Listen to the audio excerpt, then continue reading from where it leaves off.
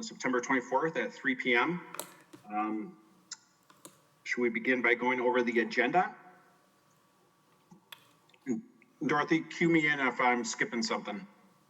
Okay, I'm trying to scroll your screen. That doesn't work. David, we've got, the first item would be approval of minutes from August 6th, 2020. Okay, oh yeah, I see that. Oops. And I can move approval of the minutes. All right, do we have a second? Second. Okay, minutes approved. All in favor, David? All in favor? Aye. Aye. All right. Great. Okay, public appearances for non-agenda items. Chamber is empty, Mr. Chairman. Okay. Agenda review. Actually, David, if I could just chime in, now that I look at the agenda, it probably makes sense to flip-flop items 5A and 5B if the committee is okay with that. That way, Oh, sure. Becky can leave when she's done with that. Yeah. So I think we would probably want to just have Dorothy, a call to flip those items, or a vote to flip those items, Dorothy, is that correct? Sure, let's take up 5B before 5A. Second. Okay. And then the all in favor?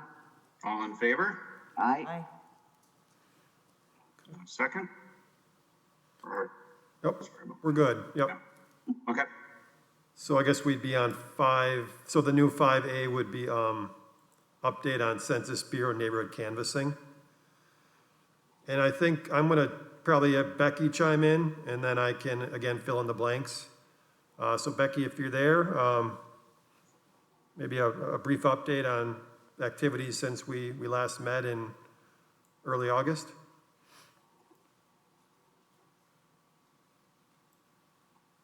Sure, sorry, I was just pulling up your response rates right now. So Fitchburg, so first of all, I should say thank you. Thanks everybody for having me today and for being here. And for having the meeting. I'm happy to join you. Tomorrow is my last day. And this is my last complete count committee meeting with anyone. So that's pretty exciting. Since August, several operations have been happening from the Census Bureau. Those include over this past week, the service-based enumeration has been happening. That's where we're out at like shelters and pantries and things like that. And again, this is over the operations side of things, but just giving you the timeline. The other one is this mobile questionnaire assistance sites, which have been happening around Dane County and across the country. And so that is continuing through next Wednesday. Self-response, of course, ends next Wednesday. And then there is the non-response follow-up operation where we have been out and have been receiving help from Fitchburg to make sure that everyone knows to expect us and that we have help getting into apartment buildings and such. And so that has been happening. Currently, as a state in Wisconsin, we are tied for number 2 with the state of Washington. We're at 71.9, and that's only on self-response though. So if you add in that non-response follow-up, that door-to-door, then you get us at a much higher rate and like up at 98%. And that rate is on one of your attachments that Wade has provided for you. Yep, and just so you know, Becky, I'm trying to pull up the map, so just, I'll continue to try to pull it up as you're talking, yep. So Dane County is right now at its 2010 response rate, which for self-response, which is incredible in a pandemic, right? So you're a big part of that. We are at 77.9, and again, that's for self-response. Much higher if you then go in the non-response follow-up rates. And then Fitchburg itself is at 76.7%, which is 4% higher than the final self-response rate in 2010. So that shows the good work of the committee and city staff in doing outreach. where you end up actually better off after a pandemic because of your work than you would have been 10 years ago. So those are all exciting. Mostly this month, my work has been dealing with community partners. So the on-the-ground community organizations, including, for example, Freedom Inc., working closely in the Allied area, and some other community partners, Latino Academy, for one. And so mostly it's been really that very specific, local community base, trying to catch all the folks who had not been able to or needed to some more encouragement to self-respond.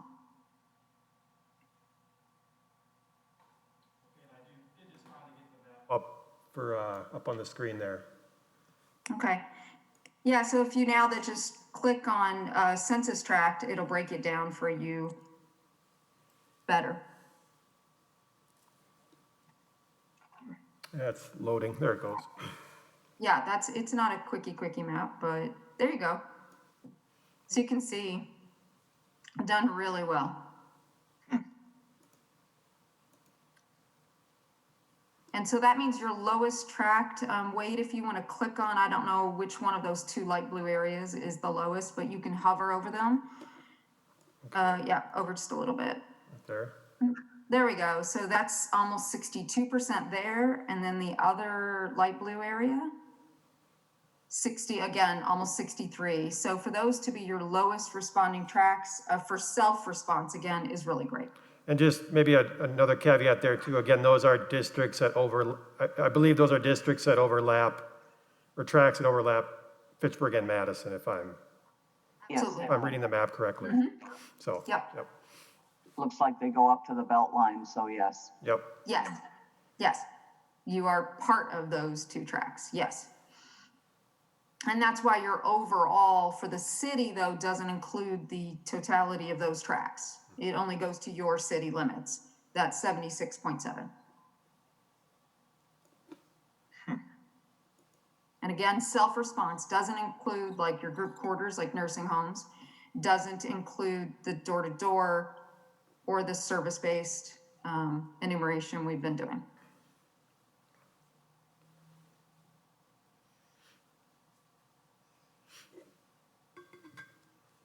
So I'm happy to answer questions.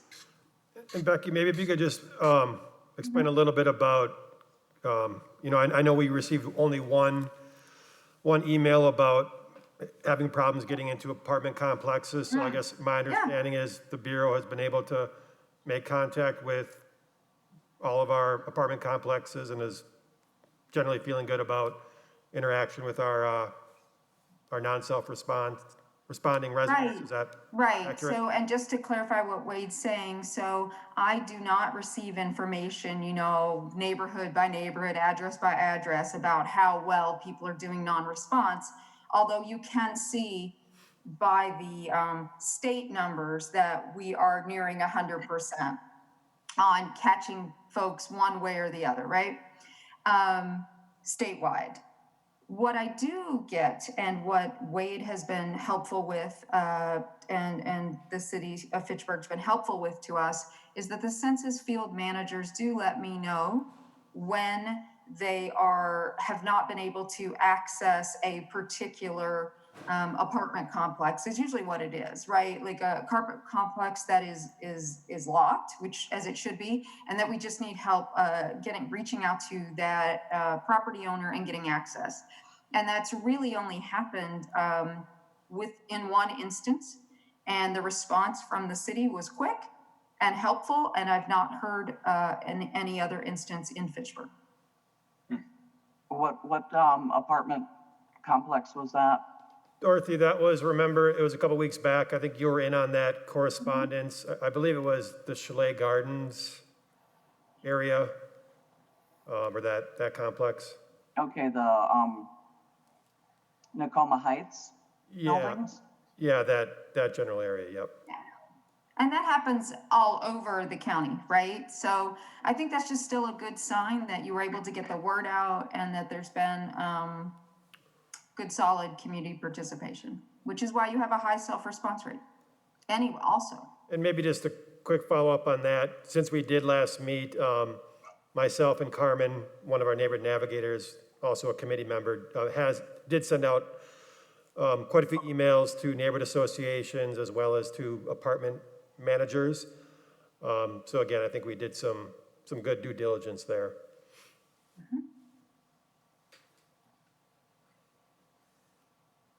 Everything you've done has paid off. So what is left to do yet? For the census in general, for the Bureau or for you? Well, since this is the last time we have you, Yes. what do we need to know about mopping up kind of things yet? Really, it is in the Bureau's hands. I mean, it's letting people know, that if you wish any push, I gave, Wade some messaging about a week ago, provided to municipalities all over the county about last minute messaging, what that would look like. And we have some social media graphics that I shared, and you can do some of that this weekend, letting people know this is the last weekend, that it ends on Wednesday. Out to all of your abilities to communicate with your constituents, and it's always a both and. Last chance to self-respond through Wednesday, and also please answer your door, and participate that way also through Wednesday. We're gonna be at a lot of the Democracy in the Park locations, but those are in the city of Madison where we'll be. But if you have, if you have anything going on in Fitchburg, and I'm sorry, I'm not aware, but if you have any voter registration, anything going on this weekend, you can always add that messaging out. Ask your folks to say that also. Just remind people, did you do it? You can still do it now. That's At the senior center, we had an event yesterday, a drive-by, and we had 100 cars come through, and so we were getting that message out about the deadline for next Wednesday, and so we felt pretty good about that. So the timing was good. That's perfect. And if it's accessible for Fitchburg, don't know, but just to share with you that tomorrow evening at Breeze Stevens, I want to say from 5 to 7 p.m., the Latino Association, Professionals Association, and some other organizations are co-sponsoring a event that will have several of their volunteers and giveaways and things like that, plus 2 of our staff, where people can also drive through and do their census. And all bilingual, our staff and their volunteers for Spanish English. Mm-hmm. Wonderful. Nice. Yeah, I think Fitchburg has been aware of the Democracy in the Parks, and we've been kind of steering Fitchburg folks to take advantage of those opportunities as well. Okay. So hopefully we will get some. One of the southernmost parks we will be at, our staff, is Penn Park. Mm-hmm. And then there's others throughout the city. Someone's going to be at Allied. I think someone's going to be at Hugo Jamestown. Yeah, so there are a lot of parks where the city will have the poll workers, and then we've added a census staff person to about 10 of them. That's what I was saying. I think the southernmost in the county where we're going to be is Penn Park.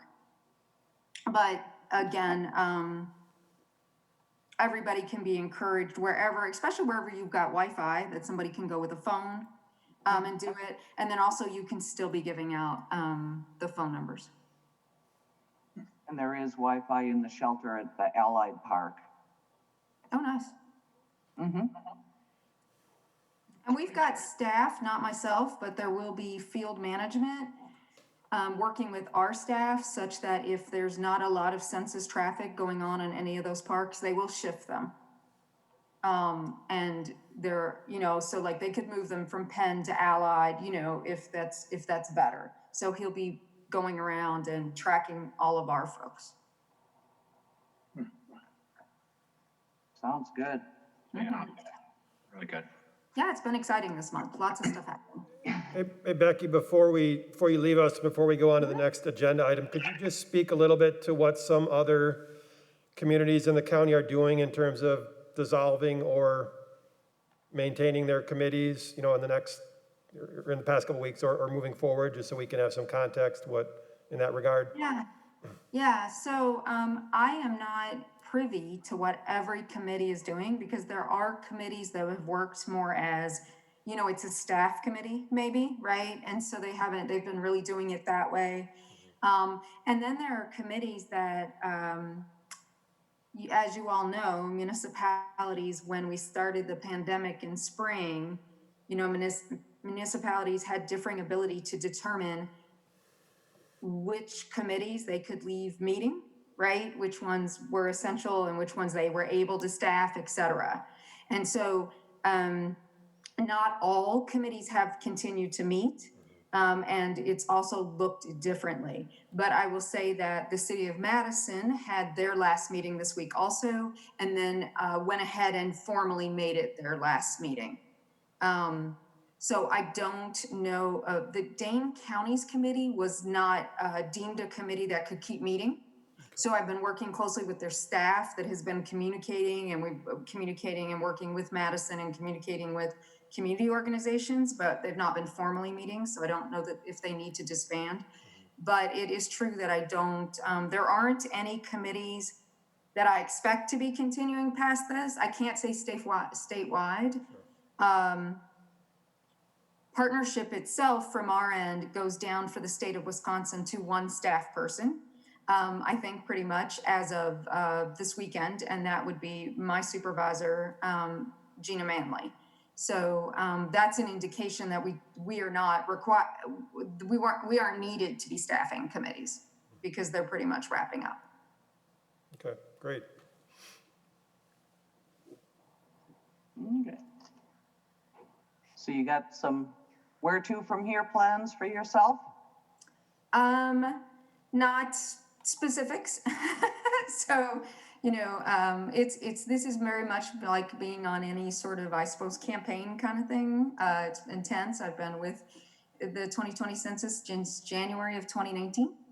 So almost a couple of years.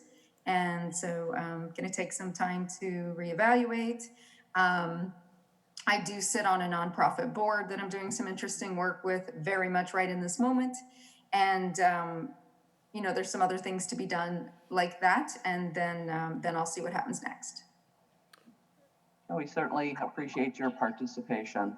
So I think you really helped Fitchburg to do well. Thank you. Yeah, Thank and you. just as someone who's worked closely with Becky over the past year plus, I'd like to echo that sentiment of Alder Krause's and thank Becky for her time and effort in helping us through this process. So, Thank you thank very you. much. Yeah, well, thank you. I really appreciate what all of you have been doing as a committee and individually. Great. Well, thank you, Becky. I think, Wade, where do we go from here? Yep, so then we can, I guess, let Becky go. Thank you, Becky. Okay. And then we can move on to item 5B, which would now be committee status and future tasks. And I guess just with the lead-in that Becky gave us, I know there was some discussion at the last meeting about continuing the committee, and we can certainly do that. So I guess the options before us would be to either dissolve, this be our last meeting, and then, dissolve the committee, or maintain the committee for a certain amount of time, and then, maybe have another meeting at some point to look at results or those sorts of things. So, no, I believe. So with that, I'll say goodbye so that you can have that conversation. So thank you, everyone. Yep. Thanks, Thank you, Becky. And I think the timeline is somewhat in flux with the census, but I believe as of now, the final counts are to be delivered to the state. I think it's March 31st of this upcoming year. And then at some point after that, the numbers would be delivered to the municipalities, including Fitchburg. So we probably won't get numbers until, I would say, sometime, maybe mid next year. So just, I guess, an FYI there, so. Okay.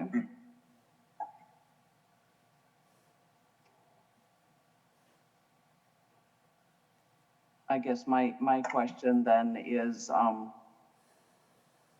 the next thing that happens census related is starting to set up, redistricting committee.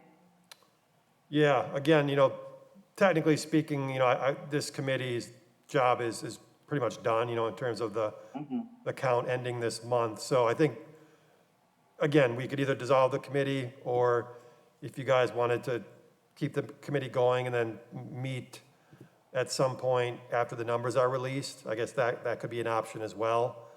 Certainly we wouldn't be doing anything. It'd just be a review of the count, that kind of thing. But yeah, I believe a redistricting committee would be the next formal step from the city. I don't quite know what that looks like, but that would, I assume, be a committee formed by the mayor, and that would have specific, tasks as well, after we get the count numbers.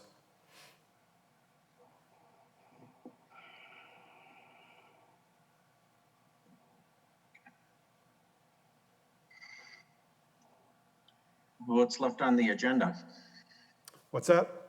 What's left on the agenda? So I guess the question would be, is the committee gonna dissolve or stay Oh, together? okay, that's a question where, Yeah, and then if you do want to stay together, I guess maybe just an explanation of why, and then maybe some idea on when the committee would meet next, and then that would I wouldn't see any need for a meeting after, one more meeting. So I guess those would be the two options. So the question would probably be, do we want to anticipate a final meeting early in April after we get the numbers? Yeah, I guess that would be I guess the first question is, do you guys want to dissolve or continue? And then once that's answered, yeah, if you do want to continue, when would the next meeting generally be? Well, what we'll be getting is the ability to compare 2010 census to the 2020 census, how various populations have grown and shrunk, how many more, what kind of increase we've had in today's senior population, different racial makeups and things like that. So that would give us a chance to kind of do some compare and contrast work to see how the city has changed in the last 10 years and kind of a little bit of a look forward. yeah, I agree with Dorothy on that. I think that'd be useful if that's information that isn't really available for us to just have. If it's something that if we meet and it's useful information, I would certainly be up for that meeting. Okay. It would be available to each person individually, but we'd have a hard time comparing notes with one another on it. Right. Unless we set up one last meeting. Yeah, and I guess the way I look at it, really, to me, it'd be more about the value of what worked with this committee and what didn't. I mean, in my opinion, I think a lot of what you just said, Dorothy, would be addressed by the redistricting committee. But I think there could be some value in meeting again and just seeing, again, maybe just a rehash of what worked well, what didn't work well, and then maybe taking some notes, kind of doing a summary review and then having those notes available for 2030, assuming the city wants to do this again. We would kind of have a lessons learned, that sort of thing, so. So I guess it might make sense maybe just to take a vote to see if the majority of people want to continue, and if that's the case, that's great, and we can talk about a next final meeting date. Okay. So maybe something like a motion to continue the committee until, let's say, April of next year, to include one more meeting, something like that. So Yeah. I would make that motion to, continue the committee with one final meeting, anticipated to be early April.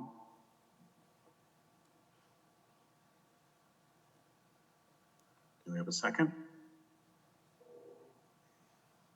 I'll second. Okay, approved. Actually, called for a vote. David, all in favor? And Carmen, All in favor? Carmen, if you want to Aye. unmute your Aye. microphone, Carmen and Ruth, Aye. Okay, okay. It's 2 ayes. maybe call the vote again, David. I think Ruth and Carmen just unmuted their mics. Yeah, vote to approve, meeting in early April 2021. Aye. All in favor? Aye. And I, Carmen, are you there? All right, well, I guess that we had a majority. That's There we go. 3, right? Yeah, Okay. a motion approved. Okay.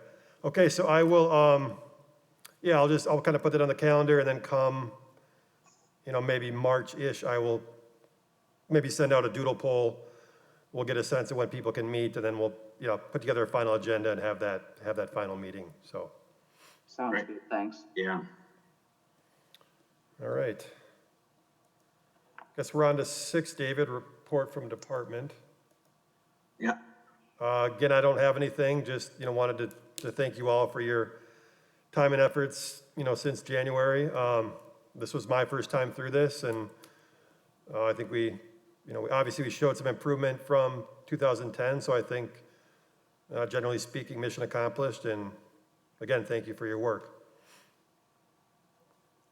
Yeah. Thanks Thank for everybody. all your efforts on it, Wade. Yes. Very well done, Wade. Thank you.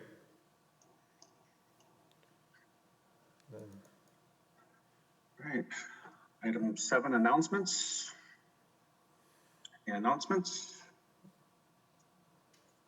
I guess just, again, the count ends at the end of the month. So we got about a week left, and obviously, as Becky mentioned, there'll be folks working till the bitter end, and then, we'll just, wait for the numbers come 2021, so. Hope they're going to be good numbers. Assuming that the world doesn't end before then, of course. Yeah. Uh-huh. Okay. Well, I guess if there's nothing else, the meeting stands adjourned at 3:31. I'll move to adjourn. All right, Dorothy, thank you. Second. All right, meeting adjourned. And all in favor? All in favor? Aye. All in favor? Aye. Aye. Aye, aye, aye. Thanks, Dave. I think Yeah. you've Goodness, learned a thing or two along the way.